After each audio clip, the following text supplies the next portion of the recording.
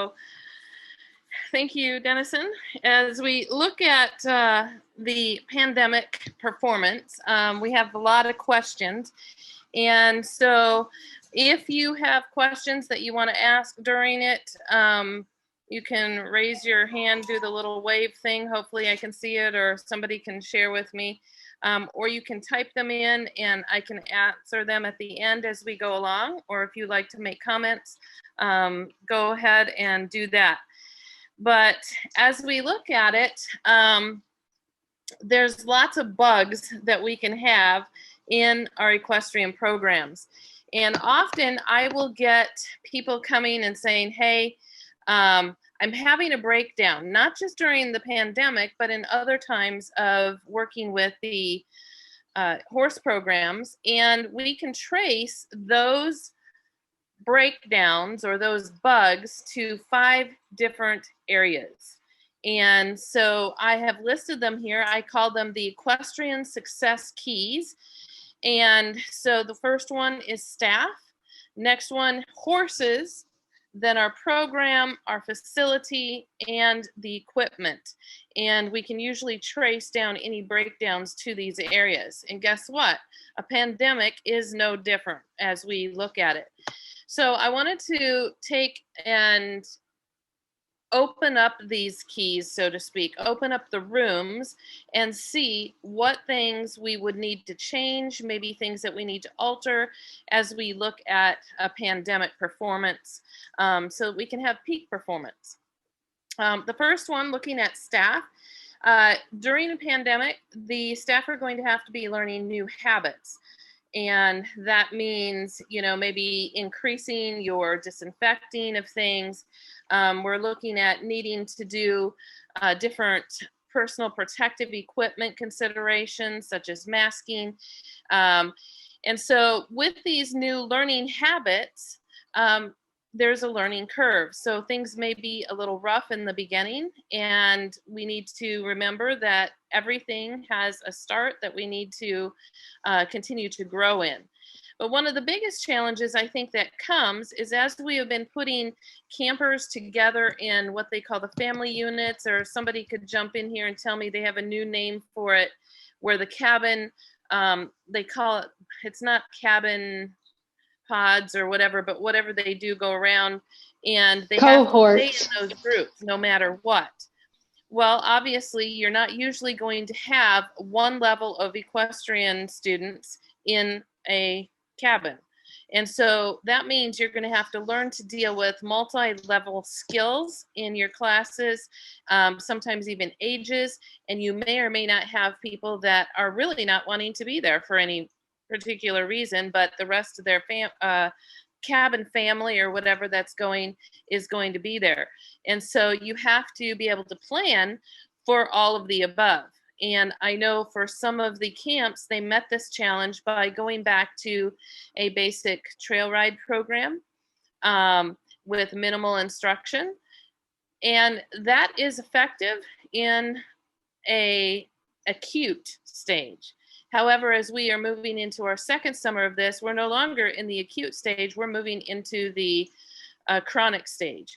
And if we allow our horse programs to continue on without any growth opportunities for our students, we're going to have them struggling or not wanting to come back. They're going to be looking elsewhere for an equestrian program. So learning to be able to adjust and teach with multi-levels is going to be a huge challenge for many. Social challenges that also come with this is we have people who are now desperate to be able to have connection.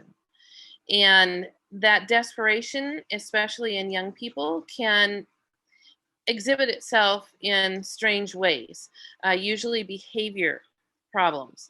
And so we may have to look at some of these. As far as the adults go, it may be depression and loneliness. And I am addressing adults in this because I know that some of the camps actually were running family camp style programs because the families could go around as a family unit. And so you're looking at, even if the family is together, a social isolation that can change and modify how people interact. And the staff are going to have to be able to be sensitive to that and be able to work with that. I've got a lot of questions about masking, because I know that that has become a way of life for many. But when you come to exercise, working outdoors, masking can become a challenge. And so it is something to think about. And I will just share right now that actually outdoors, even indoors, when they exposed the coronavirus droplets to sunlight, it took less than a minute and a half for the UV of the sunlight to clear and make the droplets ineffective. And so when you're outside, we're not looking at that necessity so much, except when maybe you get up really close to somebody. But most of the time with the equestrian programs, and except for getting people on and off the horse, you're not coming in that close of a contact with your clients. But just be aware, again, with exertion, if you're working like in arena work and stuff, masking would probably not be your better option there, because they have had cardiovascular incidents because of young people working in exercise areas with their masking on. So it's something to take into consideration as you go along.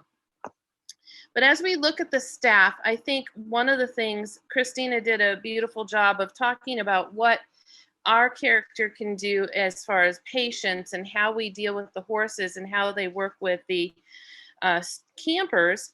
I wanted to share this quote, and it says, "By the atmosphere surrounding us," and so who is us?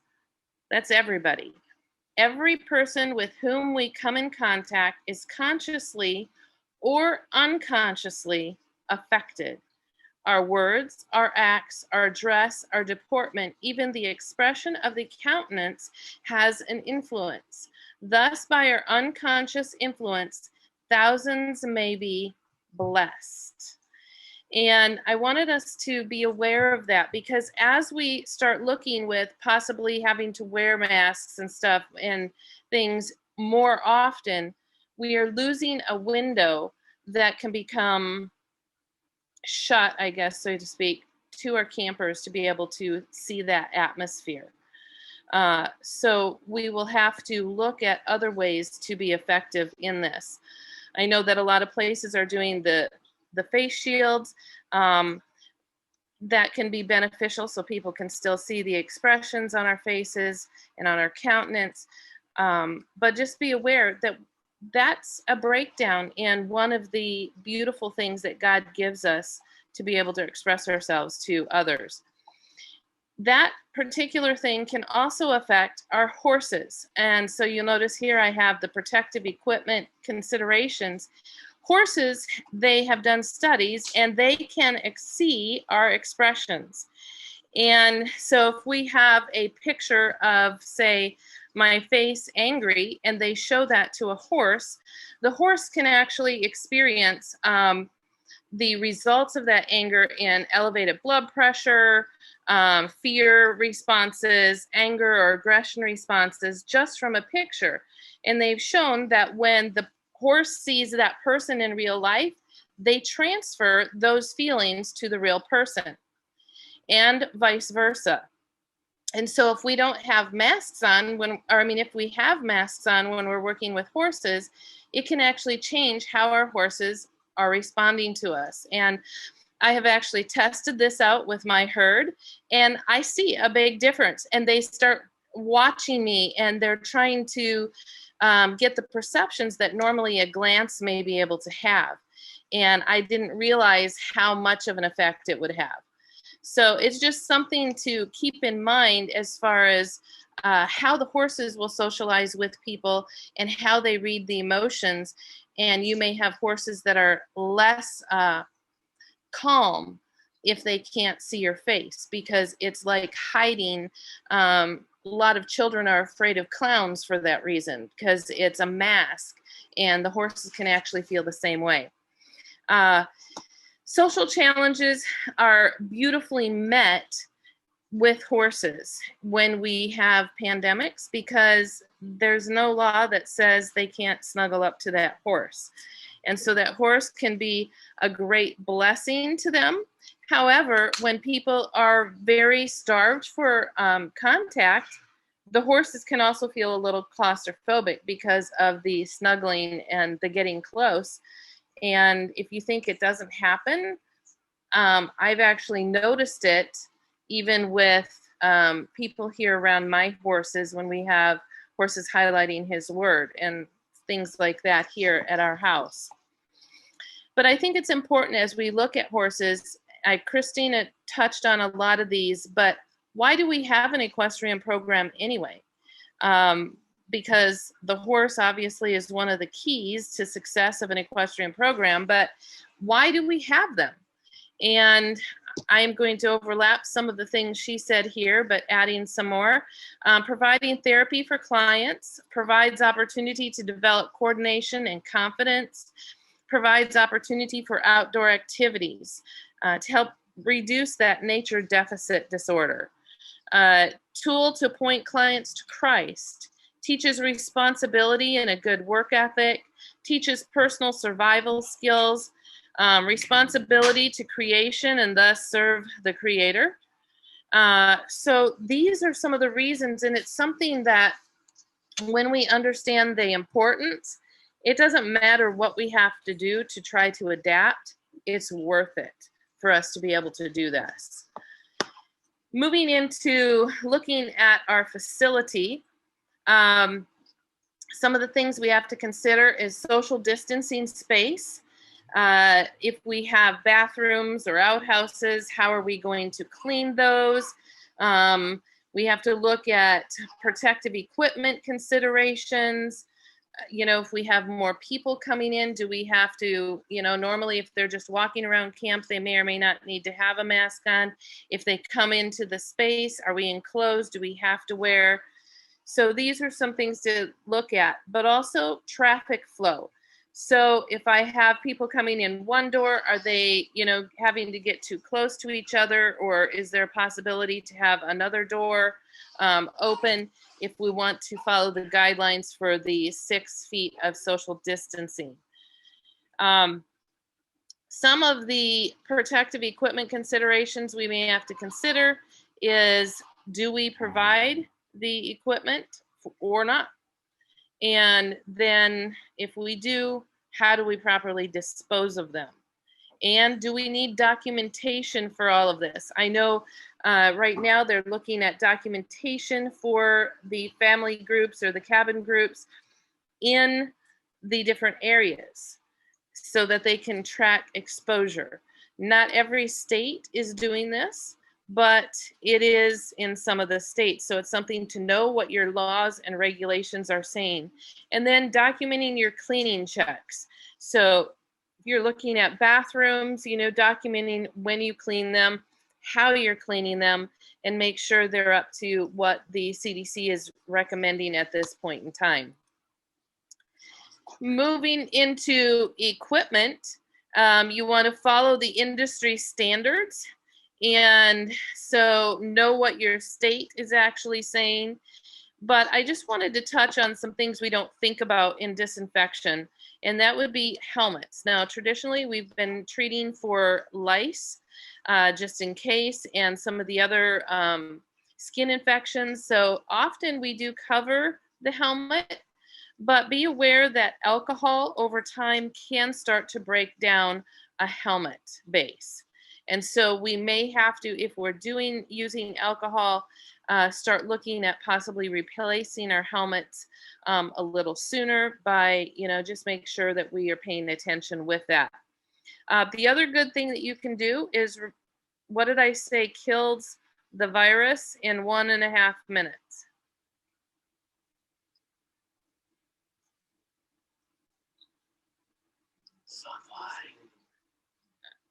All right. Sunshine. Sunshine. Sunshine. That's right. So maybe we need to take up something and change it a little bit, putting our helmets outside so that they can be flipped upside down and have the sun be able to see, get inside and help with that. Tack. Usually our horses are exposed to some of that sunlight. However, if we have covered arenas, covered tie-up areas and things like that, it can become a problem because it's not actually exposed. So then how do we go about actually cleaning and disinfecting? And I'm going to talk about some of that in a bit because that goes also into lead ropes and things where people are handling them, especially if they've touched their face and then they go ahead and touch and handle. So as we look at disinfection solutions, obviously bleach is one of the biggest ones, but bleach and horses and horse equipment don't always mix that well. So peroxide would be maybe another option. And essential oils they've got several studies out on this now, and there are several of them that are recommended. And the essential oil in and of itself is not going to damage the horses or the equipment.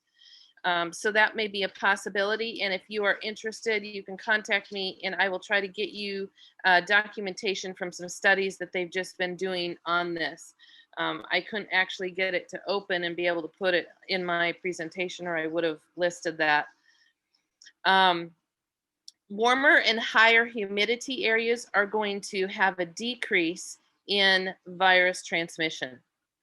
So if the higher you have it, the better it is, as long as you can still function in it. I know when I was in Alabama, I remember multiple days where, it would get up into 105, 106, and that started curtailing what you could do in your equestrian program. Hey, Esther, Go ahead. Yeah, we've got a question in the chat, and I think it came up on the slide before this when we were talking about helmets, but it may be applicable all the way along here. There's a question in the chat: do Clorox and Lysol wipes work? Okay. It depends, because there's actually different degrees of percentages of what's in the Clorox and the Lysol wipes. And one of the things that can happen is they often will put things like aloe or whatever in the wipe. And when you wipe that on, it has a residue buildup that can start breaking down the helmet. It can also start having problems with agitation in the hair for people. So usually if you have a lighter spray, it would be better, because those wipes, they do have a residue that the spray doesn't necessarily have. Did that answer the question, I hope? Yeah, and then it looks like someone else put in the comments, porous and non-porous surfaces has effects as well.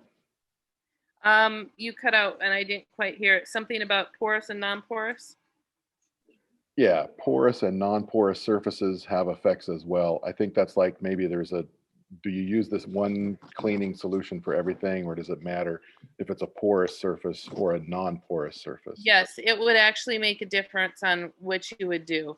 Especially, looking here, peroxide, if you have this on a porous solution, that can actually be faded. If you put peroxide in the sunlight, it will actually help bleach stuff. And so that may become a problem with some of your tack. Sounds good. And then we've got another person commenting that they used a spray and then let the helmets dry out in the sun. And then a reminder that the helmets have a cloth harness inside, and you want to get that wet and then let it dry. Yes. Yeah. That's a good. All right. I think that's it for right now in the chat comments. So if you just want to keep on rolling, that'd be great. All right. So as we look at working into the programming area, so we've covered already our staff, we've covered horses, we've covered the facility, we've worked on the equipment. I want to look at the program, because really it's the program that is going to make or break what you're doing for your equestrian program. And so the first one, the multi-level classes, I want to talk more about this. And that is that for camps that really want to push and move their program forward, you may have to start looking at instructor staff and then assistant instructor staff or volunteers to help so that you can have more classes facilitated. I really like the concept of using volunteers if it works according to the laws for your particular state. The con side of it, or the downside of that is that we are limited on how many people can be at a camp, and at least for housing and stuff. So the volunteers may become a problem that way. And I would be open if you guys want to chat at the end of how and what are some ways that you can deal with having more assistants so that you can have the multi-level classes going more easily. And a lot of it does come down to the experience of the instructor. And one of the trends I have been seeing in the equestrian programs is that the instructors themselves don't have enough experience. I know Christina touched on this. They don't have that experience, that time put in, that's going to allow them to be comfortable to be able to cover, multiple things going on at the same time. And so we may be looking at a trend where we have to start looking for higher educated equestrian staff in the first place. When it comes to the multi-level classes, we may be able to look at getting the counselors or the people that are the cabin leaders or the family group leaders, getting them multi-trained. I know that Dan Whitlow at Camp Cherokee, he runs most of his staff through the years in cross-training, meaning that you may have waterfront staff who are also cross-trained in the equestrian area and vice versa. And most all of his staff are lifeguards. And these are some really great opportunities, because then if you need more help in a certain area, or if, say, a counselor comes up, they can help on the waterfront. They can also fill in up at the barn because they have that basic training. And they don't even have to have the high training, but they have enough to be able to help with safety and movement of campers. Looking at social isolation challenges. We have so many young people now that even though the schools have started to open up, they are looking at socialization in either a desperate or a fearful way. And when we start to do that, that isolation starts to affect our mental health incredibly. It's also going to affect how we learn. And I know I've talked to several teachers who are already talking about, even though they've come back to the classroom, that their students are not learning as well because of the social isolation at home. And so school becomes like their only desperate outlet. And I imagine we'll start seeing that when our equestrian programs open up more clearly, or more this summer. Another thing with the social isolation I just wanted to mention here. One of the things that we can direct our students to and our campers is taking them to the one who can be their connection, even in isolated situations, and that is Jesus, and making it real. And the only way we can make it real is if it's something we personally have experienced. And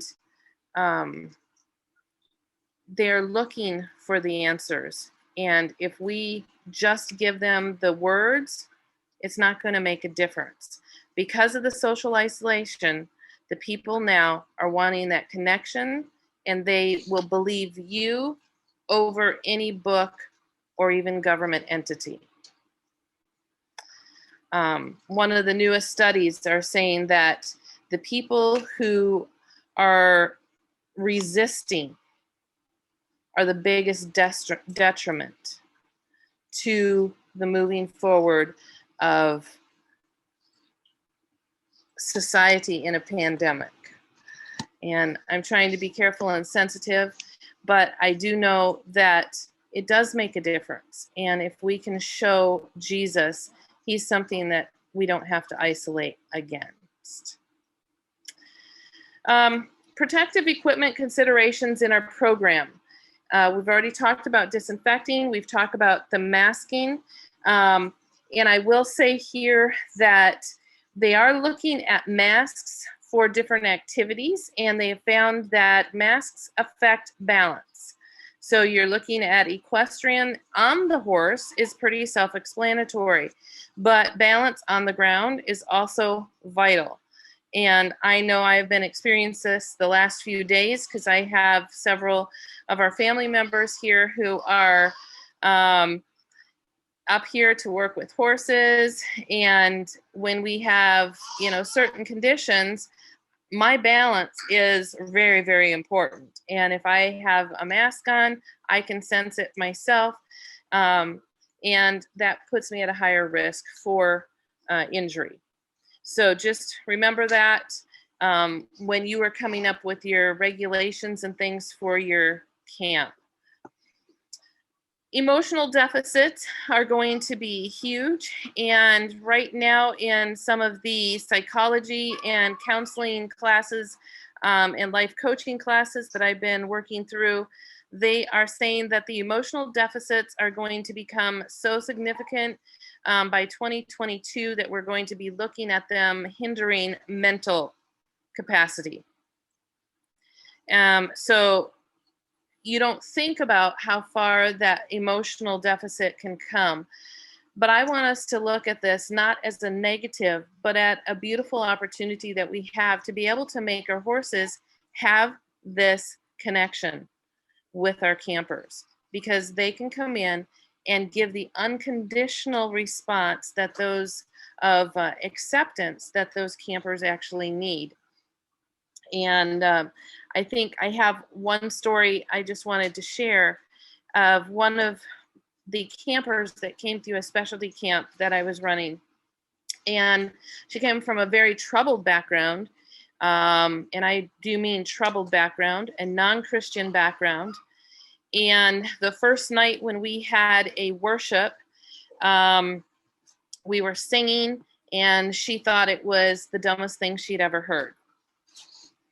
And as the week progressed, we started to see her emotionally start to make connections with her horse. She started to make connections with other people.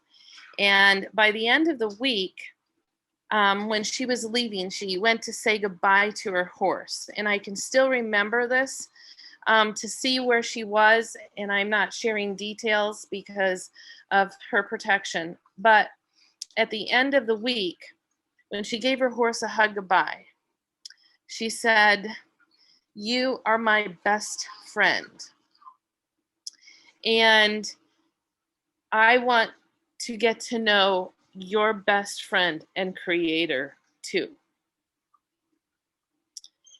And that's not something that you can force, but we can facilitate it with the horses.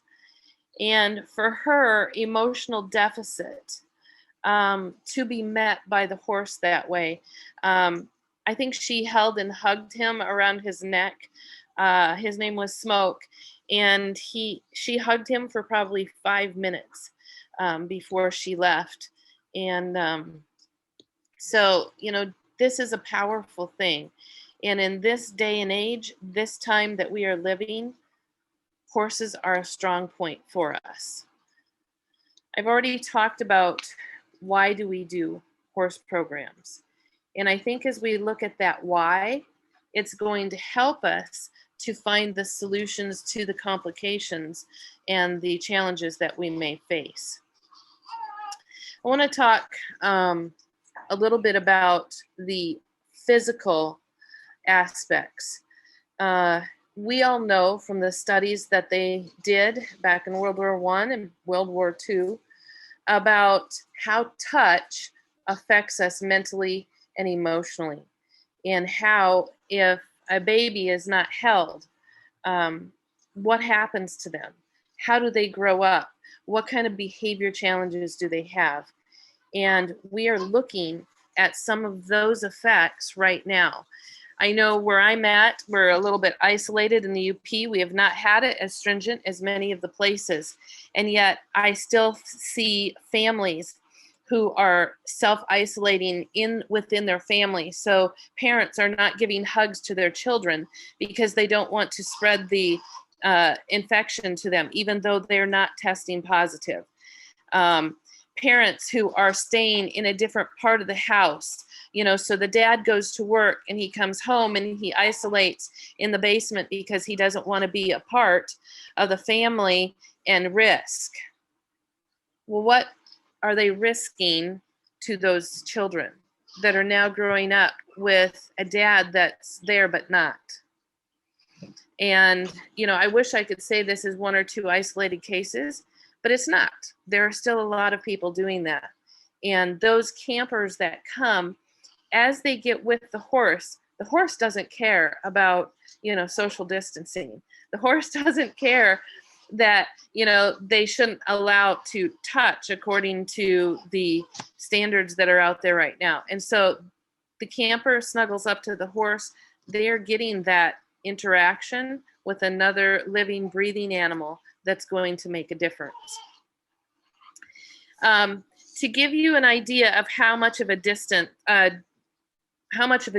this can make, is they did some studies with horses and dogs to see how it affects a person physically, mentally, emotionally, and socially.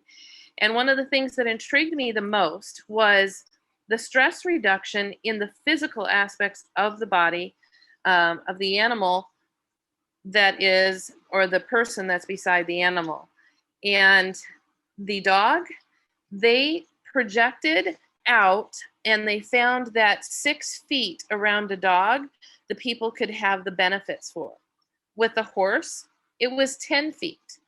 And these are some of the benefits they had: a reduction in blood pressure, a reduction in the cortisol, the stress hormones, a reduction in the heart rate. The conductivity of the skin became more normal.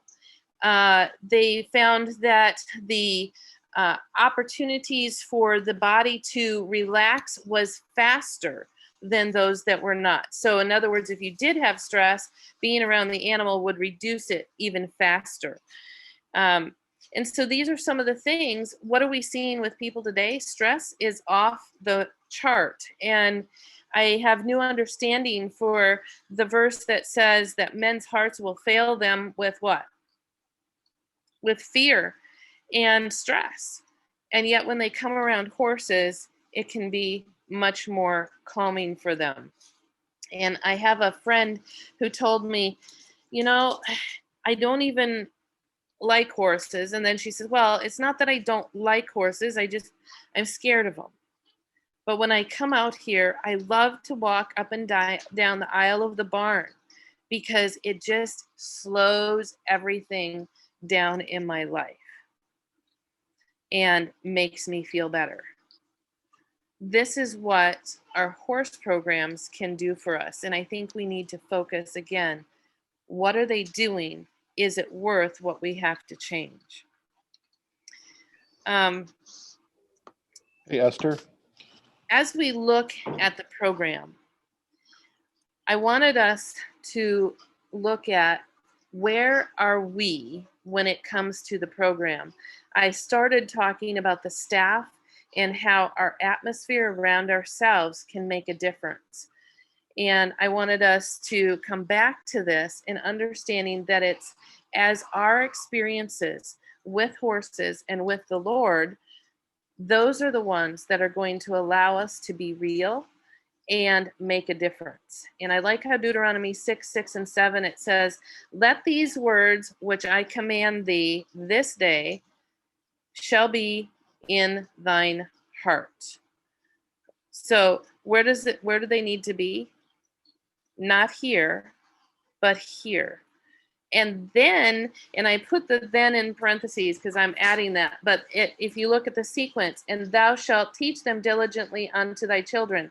If we don't have it first, we can't actually then turn around and teach it. If we haven't experienced it, we're not going to be able to get them to actually engage in anything. And then, not as a dry theory were these things to be taught. Those who would impart truth must themselves practice its principles. Only by reflecting the character of God in the uprightness, nobility, and unselfishness in their own lives can they impress others. And as we look at sharing during a pandemic, the peak performance is actually the performance that comes with God. It is that relationship that's going to make a difference. And that relationship, the horses become the tool to facilitate it. Some of the things I know that I've had questions with programming is, what do we do? If we don't have instructors going back up here that can focus with our multi-level classes, how do we do this? And I actually think this is an amazing opportunity because it changes our focus to looking at our spiritual application. Like Christina said, not just fitting something in, but wrapping it around it. And so I'm going to go through some of the opportunities that you can do, the programming ideas that you can use with those multi-level classes so that you can share Jesus. And you can do some of these with people who don't have horse skills. All right, so number one, I mentioned this in Christina's class or seminar, grooming for mental health. That contact is important. It's not even a riding class. Some other things that you can do is obviously the trail rides we've already talked about. But what about some smaller groups, 1 to 3 students, working with one instructor and one horse? You can have distancing and yet still have that close contact opportunities to share. A couple of others that we came up with this summer was being able to have our students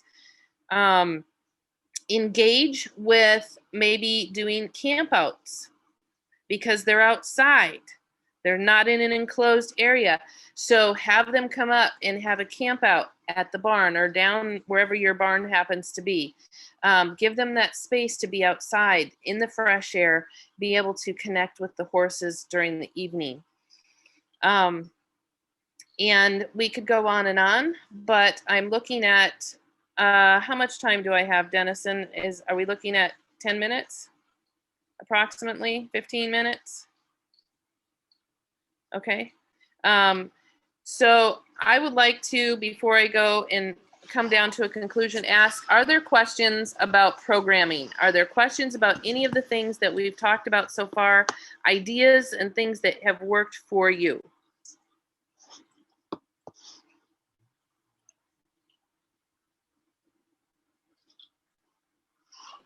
Hey, Esther, while we're waiting for those questions about the program to be put into the chat or people to unmute, there is a question about, could we also get the links to the mask and balance study that you were talking about earlier? Okay. All right, I can get that link when we're finished. Okay, that would be great. And we'll watch. I don't see any questions coming in the chat about program yet, but maybe someone's going to unmute.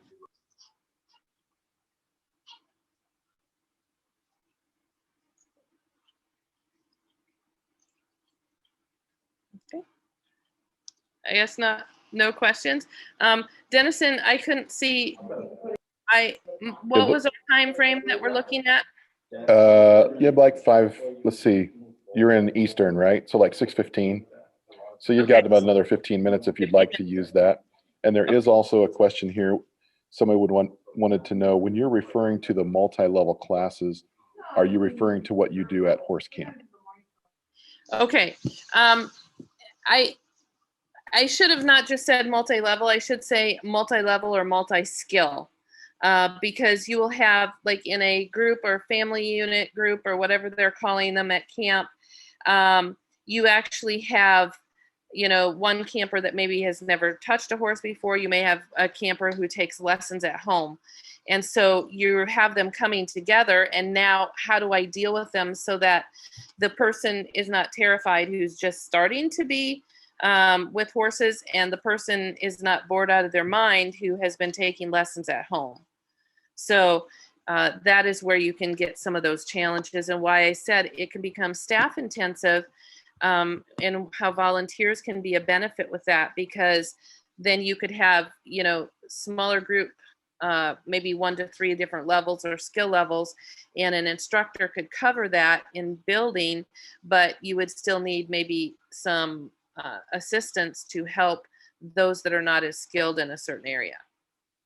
Sure, and I would assume that that would be the case whether you're in a class during, normal camp, or whether you're at a specialized equestrian camp. That's going to be true either way, right? Yes, correct. And one of the things when we have a specialized, you actually plan in for all of those. But during our regular summer camps, we don't always plan for that. And yet I think this is where we're going to end up being.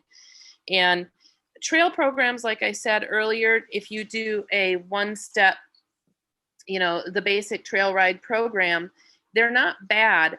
But if your students, face it, we only have a certain amount of trails at most camps. You have, multi-level, which means you're taking a trail ride at the lowest level of that group. So I may have someone who's at a higher skill level, but they're having to do a trail ride that's for someone who's never ridden before. So when you do that, your campers are going to not be able to reach their full potential. They're not going to be looking, they may be able to socially bond, they'll have the time with the horse, but they're not going to be able to actually progress in skills, which when it comes to the equestrian sport, what do people want to do? They want to get better. They want to be able to do more things. They want to go faster. They want to do some of the things like Christina was talking about, the bareback riding. And yet they need some of that instruction. So that's where I think we're going to be looking at some of the complications in that, is because of the multi-level, and we're not able to give those kinds of instructions like we used to be able to do. Okay, All right. cool.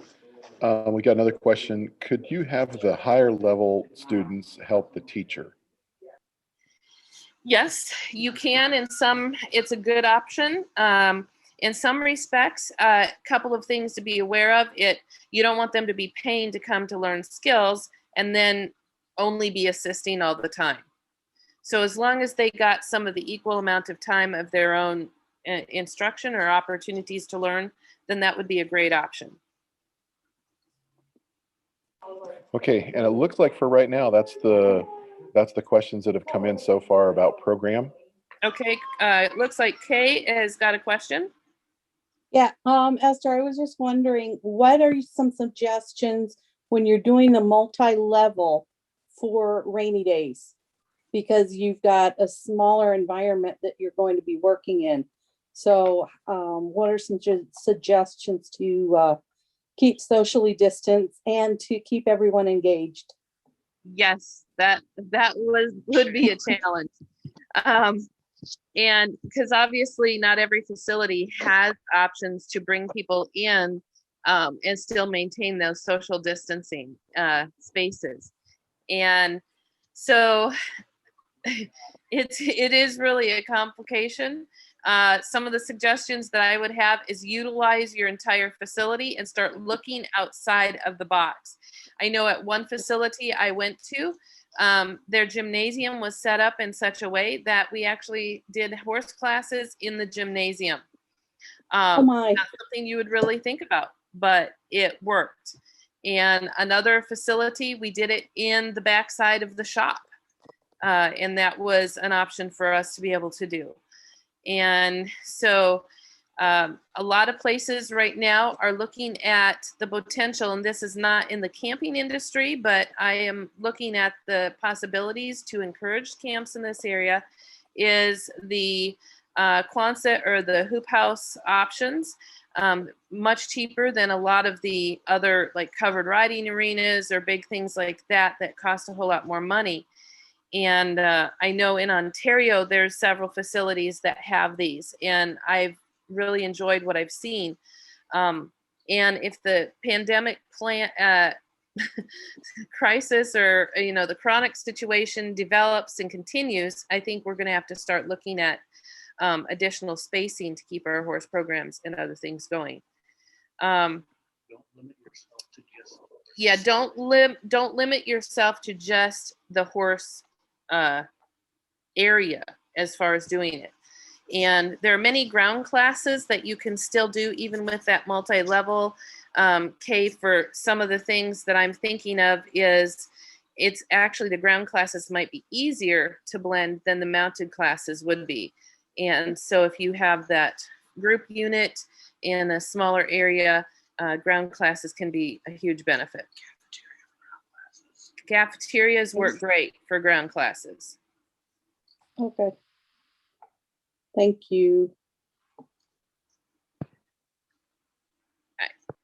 That cut out. Was there another question? No, that helps. Thanks. Okay.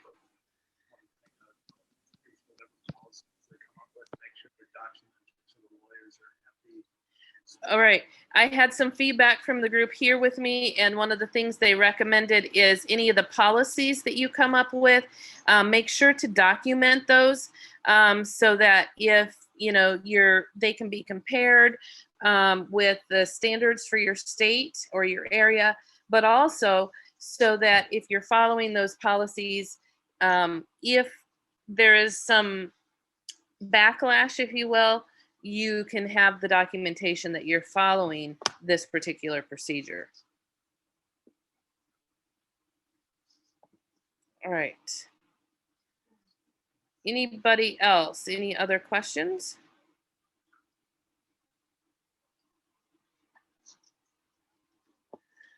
All right. I wanted to close, if I can, here it is. I wanted to close as we come back down to understanding why do we have horse programs with a quote. And I think we all know why we want to have horse programs, or else we wouldn't have them. But I think this opportunity that the pandemic gives us is to have an even bigger impact. And we have to become more intentional about what we are doing. We can't just fly by the seat of our pants and slap it together. But I like how this quote says, "Do we practice the word of God in this particular? I say we do not do this as God has directed." So maybe we need to look more at what we're doing. Among the talents we receive from God is this mysterious power of influence. There is a peculiar power in the influence of a friend on friend, which is a savor of life unto life, or of death unto death. Like the air we inhale, it may be laden with the fragrance of fatal poison. In familiar conversation, in the interchange of thought and feeling, an influence is exerted that is potent for good or evil. It is highly essential that a Christian should on all occasions use his influence aright. With what holy jealousy ought each one of us to keep guard over our thoughts, our dispositions, that every jot of influence may be wholly on the Lord's side. And I think of that. It is easy to get frustrated. And I know for myself, I get, I have a different name for the pandemic. And I see Dennison laughing there. But it's easy to become focused on that than focused on the mission that we've actually been given. And what fragrance are we going to put off when we are crushed by the circumstances that are different, that are calling up change, that maybe, targeting of what we can do and can't do at camp.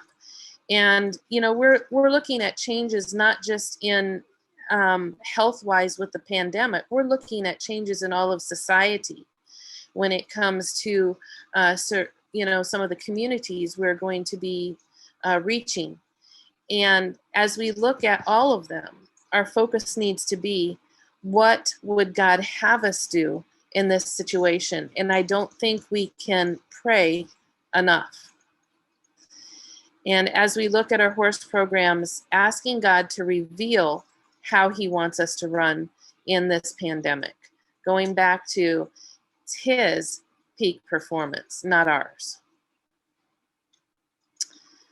All right.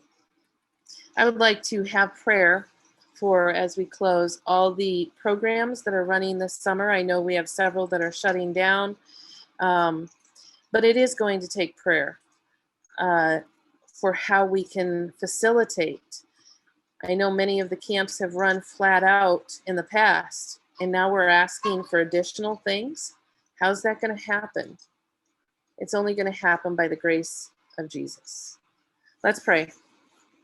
Father God, thank you so much for the gift of time, for the gift of fellowship, that even during this isolated time that we can come together, that we can be able to socialize through the technology that we have. And as we are going into summer, there's a lot of trepidation. There's a lot of concerns and challenges that are outside of the normal in an environment that's already challenging.